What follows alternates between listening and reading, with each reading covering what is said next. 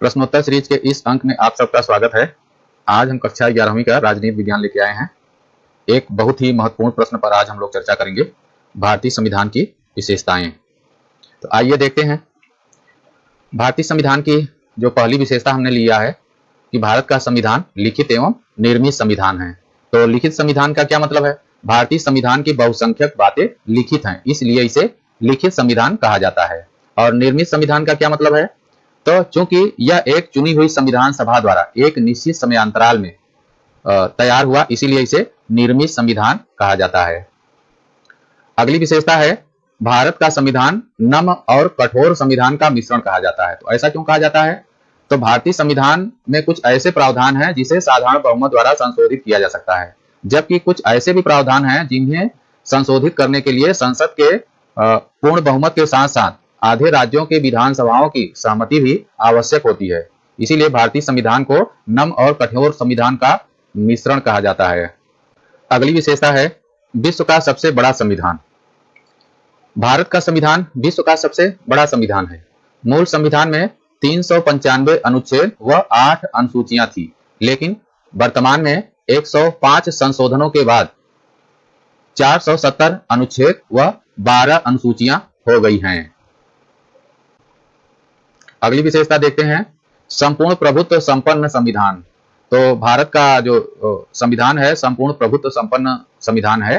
भारतीय संविधान द्वारा भारत को संपूर्ण प्रभुत्व संपन्न राष्ट्र घोषित किया गया है। इसका तात्पर्य यह है कि भारत के ऊपर किसी बाहरी शक्ति का किसी भी प्रकार का नियंत्रण नहीं है।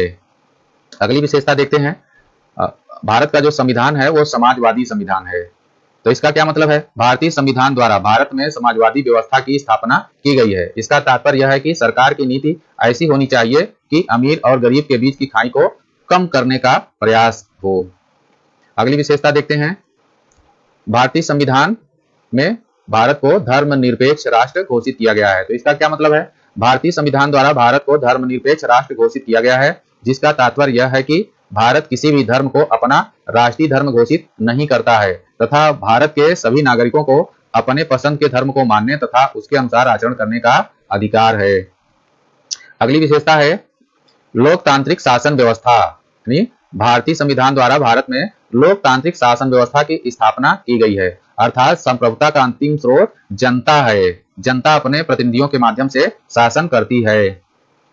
अगली विशेषता देखते हैं, गणतंत्रात्मक शासन की स्थापना। तो भारतीय संविधान द्वारा भारत में गणतंत्रात्मक शासन व्यवस्था की स्थापना की गई है। इसका तात्पर्य यह है कि भारत का राष्ट्राध्यक्ष वंशानुगत न होकर जनता द्वारा चुना गया प्रतिनिधि होगा। अगली विशेषता है, मौलिक अधिकारों की व्यवस्था। तो भारतीय संविधान द्वारा भारत के नागरिकों को 6 मौलिक अधिकार प्रदान किए गए हैं तथा ये वाद योग्य भी हैं, अर्थात यदि किसी व्यक्ति के मौलिक अधिकारों का हनन होता है तो वह न्यायालय से सुरक्षा प्राप्त कर सकता है। अगली विशेषता देखते हैं, अवाद योग्य अधिकार। अवाद योग्य अधिकार का मतलब है जो रिफोर्सेबल नहीं है, यानी जिनकी प्राप्ति न होने पर हम न्यायालय की शरण में नहीं जा सकते हैं। तो यहाँ पर कहा गया है, भारतीय संविधान द्वारा भारतीय नागरिकों को कुछ ऐसे भी अधिकार दिए गए हैं जो वाद योग्य नहीं हैं, लेकिन सरकार को इस बात के लिए निर्देशित किया गया है कि वे उपलब्ध संसाधनों के अनुसार नागरिकों को ये अधिकार उपलब्ध कराए। ऐसे ही अधिकारों को नीति निदेशक तत्व कहा जाता है। अगली विशेषता है, संघीय शासन व्यवस्था की स्थापना।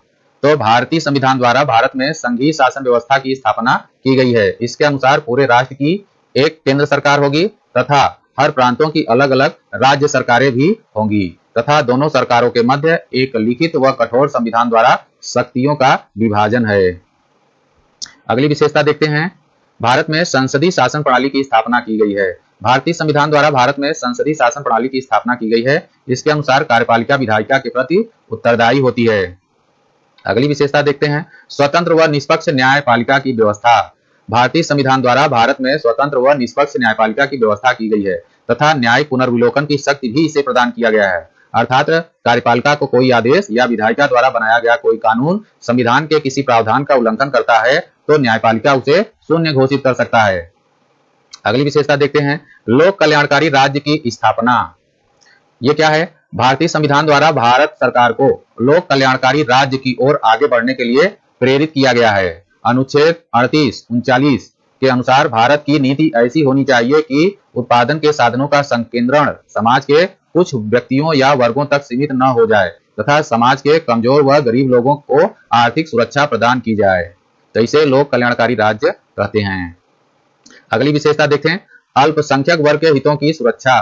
तो भारतीय संविधान के अनुच्छेद 29 और 30 के अनुसार धार्मिक व भाषाई अल्पसंख्यकों को अपने हितों की सुरक्षा हेतु संस्थाएं खोलने का अधिकार है तथा अनुदान उपलब्ध कराने में सरकार किसी भी प्रकार का भेदभाव नहीं करेगी, ऐसा संविधान में प्रावधान किया गया है। और ये प्रावधान विशेष रूप से अल्पसंख्यक वर्गों के हितों के संरक्षण के लिए किया गया है।